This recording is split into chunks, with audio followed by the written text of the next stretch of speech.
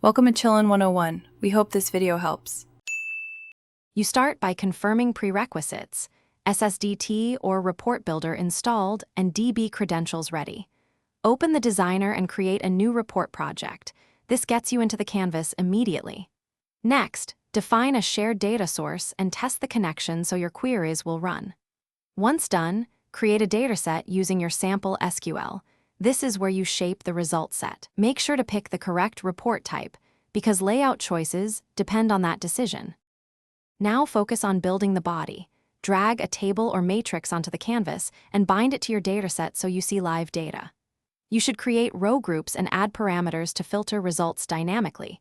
This reduces data volume and improves performance. Use expressions for calculated fields and format numeric, date, and currency values consistently.